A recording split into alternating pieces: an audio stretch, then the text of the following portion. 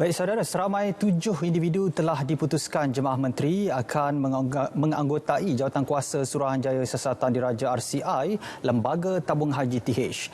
Menteri di Jabatan Perdana Menteri Hal Ehwal Agama Idris Ahmad berkata, perkara itu diputuskan dalam mesyuarat Jemaah Menteri semalam. Bagaimanapun, tidak mendedahkan secara terperinci maklumat atau nama individu berkenaan.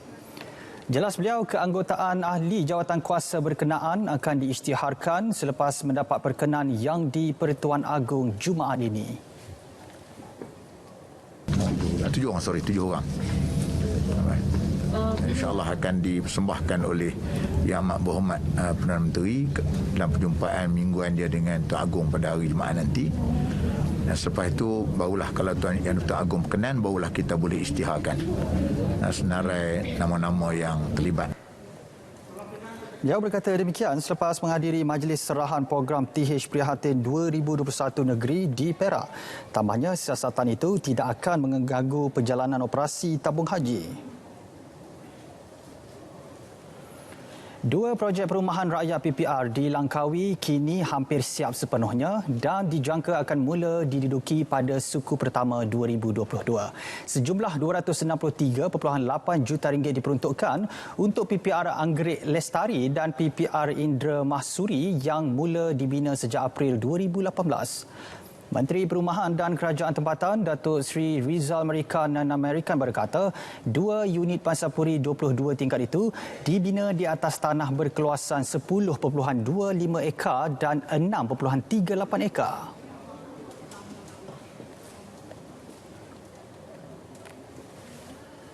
Adalah untuk disewa. Namun kalau ada keperluan untuk ia dimiliki, saya minta supaya dipohon oleh pemimpin tempatan, kan? Dan insya-Allah saya akan pertimbangkan dan bawa ke Jemaah Kabinet untuk ditukar kepada model RTO bagi memungkinkan untuk mengupayakan anak-anak Langkawi akhirnya memiliki rumah sebegini hebat. Setiap unit PPR turut dilengkapi fasiliti seperti surau, balai komuniti, tadika, taska selain 500 unit kediaman.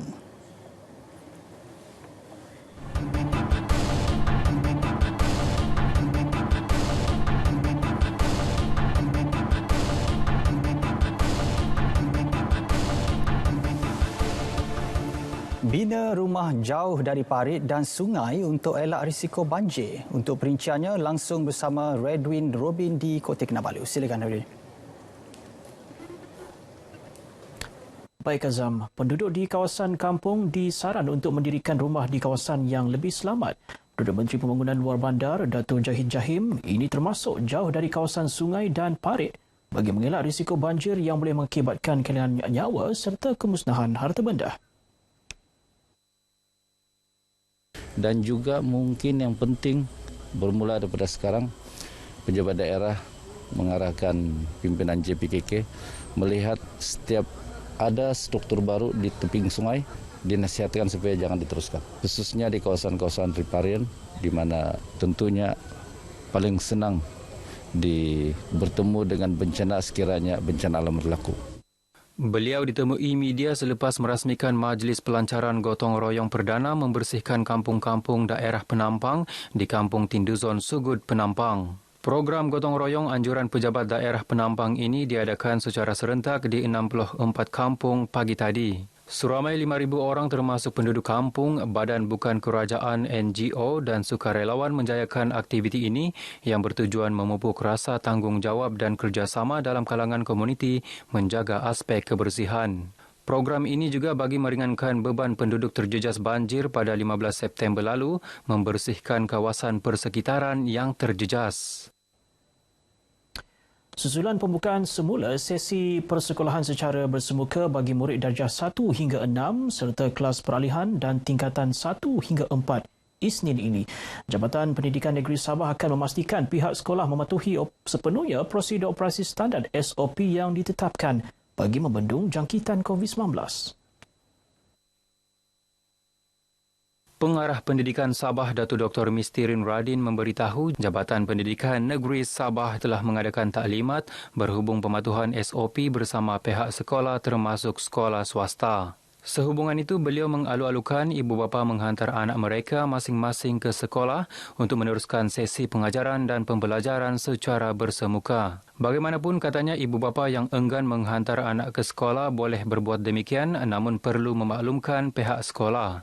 Berhubung tata cara pemakaian, beliau mengingatkan pelajar yang berpakaian biasa hendaklah sopan dan kemas. Dalam garis panduan 3.0 tu murid boleh datang tanpa memakai uniform. Yang penting dia kemas lah.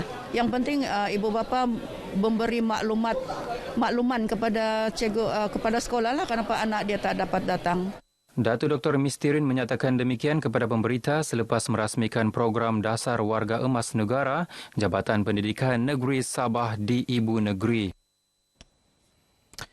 Dewan Bandaraya Kota Kinabalu DBKK perlu lebih proaktif dalam memperbanyakkan lagi pembukaan tamu di kawasan kampung. Langkah itu bagi mewujudkan platform kepada penduduk setempat untuk memasarkan hasil pertanian dan penternakan mereka.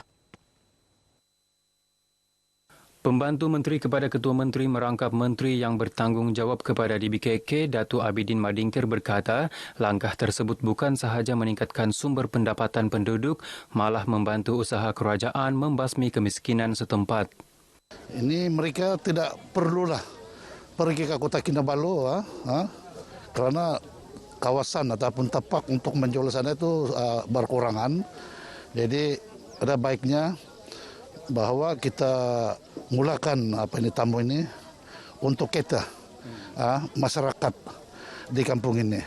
Beliau berkata demikian selepas merasmikan pembukaan tamu lokal kampung Kokol Manggatal, Kota Kinabalu. Untuk permulaan, seramai 30 penjajah memasarkan produk mereka sendiri di tamu ini dengan pematuhan prosedur operasi standard SOP yang ketat. Gembira sebab dia memudahkan kami di sini. Lepas tu bila nampak sambutan begini, rasa bersyukurlah sebab kami kan dapat peluang kena bagi pembukaan tamu di sini kan. Jadi kami rasa okey, dapat membantu kami lebih-lebih lagi sekarang musim COVID. Saya rasa sangat bangga dan bersyukurlah. Dan juga memberi banyak pilihan kepada pengunjung untuk memilih sayuran maupun pelbagai jualan yang ada di sini. Tamu lokal kampung Kokol ini beroperasi setiap Sabtu minggu pertama dan ketiga bermula 6 pagi hingga 1 tengah hari. Baik, sekian paparan berita dari negeri di bawah Bayu. Untuk berita wilayah selanjutnya, terus kembali bersama Azam di Angkasa Puri. Azam? Baik, Redwin, terima kasih. Makin mencabar, makin seronok. Itu reaksi peminat permainan kawalan jauh kereta mini pacuan 4 roda 4x4 yang kini menjadi fenomena baharu di Labuan. Rosila Jos ada laporannya.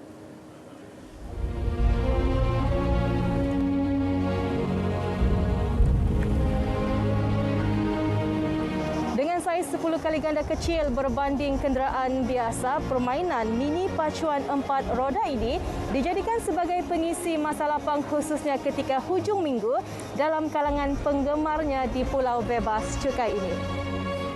Hobi ini juga menjadi medan para penggemar untuk saling mengenali, mengeratkan silaturahim serta berkongsi pendapat selain menyihatkan mental dan fizikal.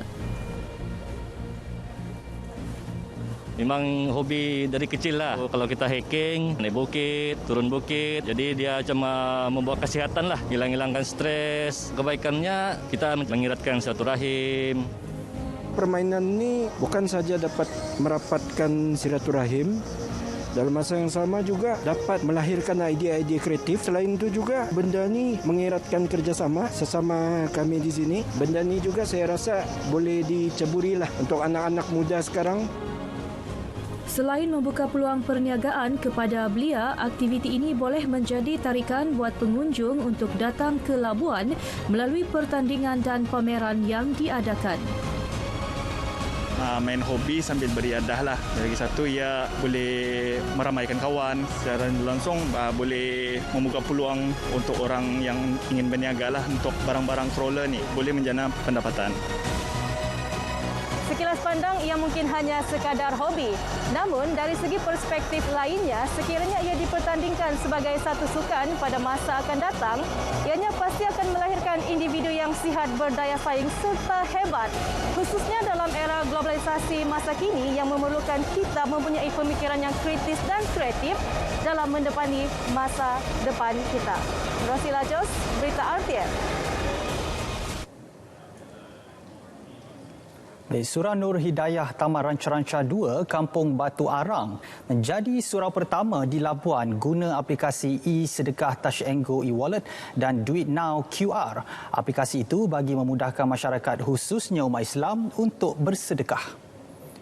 Menurut Ketua Penyelaras Program e-Sedekah Touch and Go, Sulaiman Kamal, sistem ini memudahkan urusan sedekah disalurkan kepada surau lebih cepat, mudah dan selamat seiring perkembangan teknologi terkini.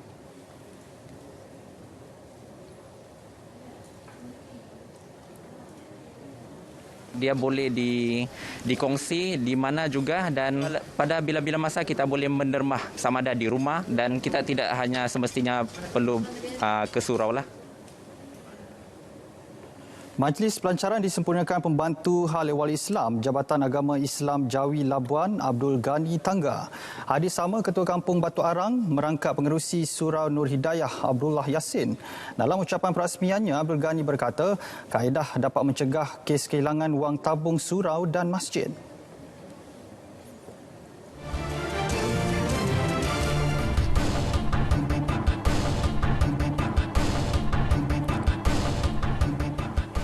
Rakyat Malaysia yang berhasrat mengerjakan umrah diingatkan memilih agensi berdaftar dan sah di bawah Kementerian Pelancongan dan Kebudayaan Malaysia MOTAC. Timbalan Menteri di Jabatan Perdana Menteri Hal Ehwal Agama, Datuk Ahmad Marzuq Syari berkata, ia bagi mengelak permasalahan penipuan umrah dari pihak tidak bertanggungjawab. Katanya setakat ini pihaknya belum menerima sebarang laporan penipuan selepas kebenaran pengoperasian semula umrah diberikan 18 Oktober lalu. Datuk Ahmad Marzuq pada masa sama turut menasihatkan supaya berwaspada dengan ejen yang menawarkan pakej umrah lebih rendah.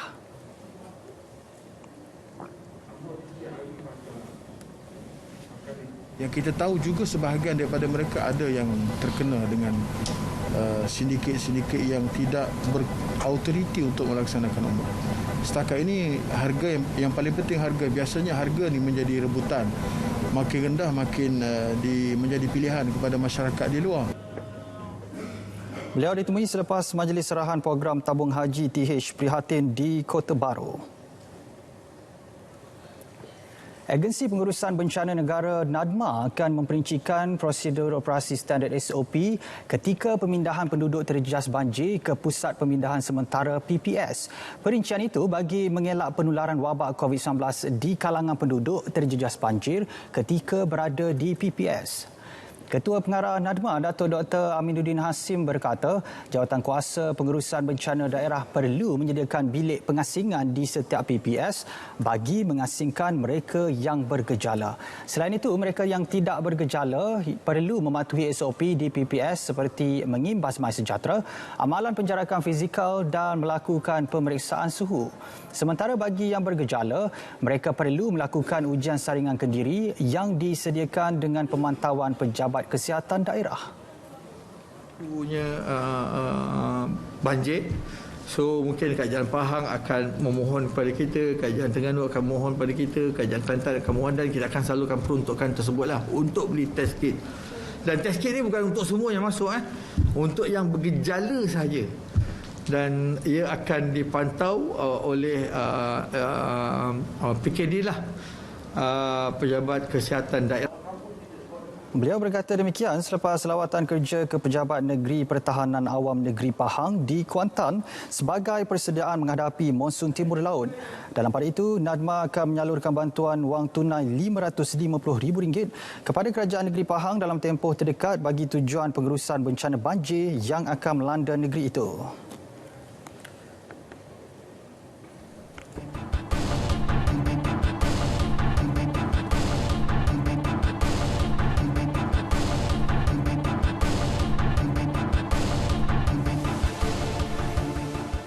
Baik, Universiti Malaya julung kali meraihkan 5,000 graduan pada istiadat Convocation UM kali ke-60 dalam norma baharu bermula hari ini sehingga 27 November 2021. Pembukaan sidang pertama istiadat Convocation ke-60 disempurnakan oleh Chancellor Universiti Malaya Sultan Perak Sultan Nazrin Muizzuddin Shah. Istiadat dimulakan dengan anugerah pelajaran diraja. Anugerah ini diberikan kepada pelajar tahun akhir yang terbaik keseluruhannya, bukan sahaja dalam bidang akademik tetapi juga penlibatan aktif dalam kegiatan kokurikulum termasuk mempunyai rekod kelakuan baik sepanjang pengajian. Rata-rata penerima anugerah ini berasa syukur dan gembira kerana hasil usaha mereka dihargai. Rasa of course rasa very happy, very humble because my parents are not university graduates and I am the first in the family that actually graduate from top university in Malaysia. So of course I will feel very honoured, very humble. Peluang untuk masuk universiti ini bermula semasa saya bekerja dengan Polis Diraja Malaysia. Dan di situ Polis Diraja Malaysia telah mengantar saya untuk berkursus membuat diploma. Dan dari situ timbul minat saya untuk pelajar. Dan hinggalah hari ini saya mendapat PhD saya. Saya terus berminat belajar sebab saya fikir untuk orang OKU, kalau kita tak mau tolong kita, siapa lagi nak tolong kita? Dan saya percaya ramai lagi akan percaya jika diberi peluang seumpama ini. Perdana Menteri Datuk Seri Ismail Sabri Yaakob melancarkan benih padi IS-21 dibangun atas inisiatif nuklear Malaysia, agensi di bawah Kementerian Sains, Teknologi dan Inovasi MOSTI. Jelas beliau, ia dijana melalui teknologi nuklear dengan kaedah mutasi aruhan sinaran gamma bagi meningkatkan tahap sara diri padi negara. Baka padi IS-21 ini juga berpotensi memberikan hasil tuai yang tinggi dan dapat meningkatkan pendapatan para pesawah jika diuruskan dengan baik mengikut garis panduan yang disyorkan oleh kerajaan. IS-21 mampu mengeluarkan hasil padi sehingga 9 tan sehektar mengikut kawasan penanaman. Sementara itu, kos penanaman dapat dikurangkan sebanyak 10 hingga 20% kerana penggunaan baja dan racun perosak yang kurang. Hasil tuaian juga boleh meningkat sebanyak 40 sehingga 67% bergantung kepada kawasan tanaman dan amalan kultur petani.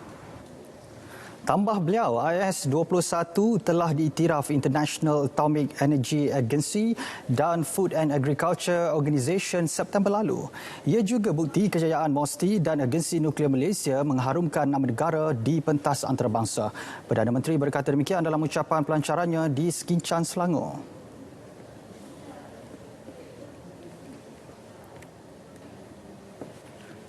Baik, sukan kita mulakan dengan kejohanan badminton Indonesia Masters di Bali. Aksi pasangan beregu lelaki nombor 1 negara Aaron Chia Soh Woo Yik berakhir di pusingan separuh akhir selepas tewas kepada pemain Jepun Takuro Hoki Yugo Kobayashi. Biarpun tewas, namun mereka tetap memberikan cabaran sengit kepada lawannya. Tina Rama ada laporannya. Dalam perlawanan yang berlangsung di Pusat Konvensyen Antarabangsa Bali, Aaron Woo Yik bermula perlahan sekaligus memberi ruang kepada lawannya melakar kemenangan 21-18 pada set pertama.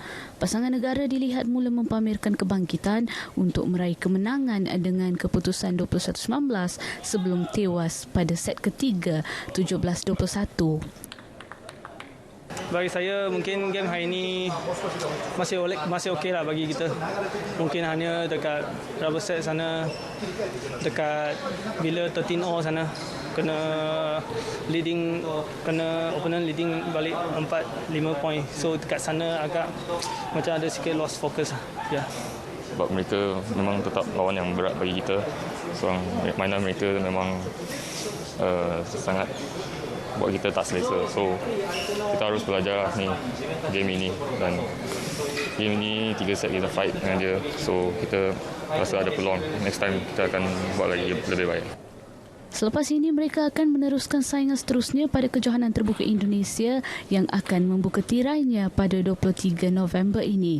Mereka dijadual bertemu pemain Jerman Mark Lemfers, Marvin Seidel pada pusingan pertama kejohanan tersebut. Dina Rahmah, Balik Indonesia, Berita RTM. Presiden Majlis Paralimpik Malaysia MPM, Datuk Seri Megati Syahriman Zahrudin bersedia mencabar jawatan Presiden Persekutuan Sukan Para ASEAN APSF pada pemilihan akan datang. Menurut beliau, keputusan itu dibuat kerana mahu membawa perubahan drastik dalam persekutuan tersebut. Tegas Datuk Seri Megati Syahriman, APSF yang diketuai Major General Oswald Bavilai dilihat gagal memainkan peranan dengan baik, terutama dalam menyelesaikan isu Tamasya Sukan Para ASEAN 2020 Filipina serta Sukan Para ASEAN 2020 Vietnam yang dibatalkan.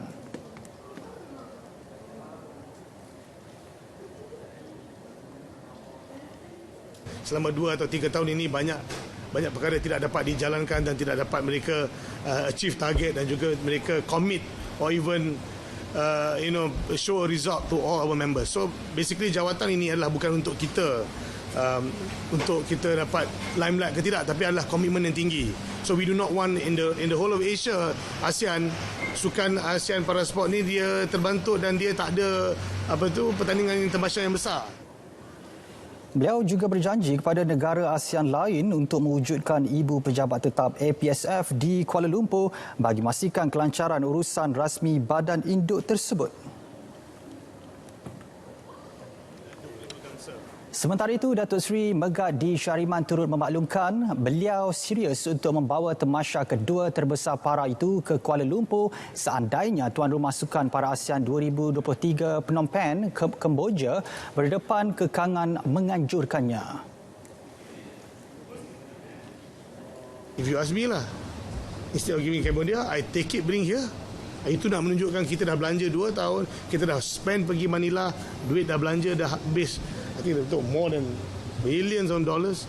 Lepas tu dengan nak prepare untuk Vietnam pun, duit pun dah belanja. So to recoup balik investment is to take back something to tell the government, okay, we have spent the past 3 years tak ada sukan, duit kerajaan telah dibelanjakan.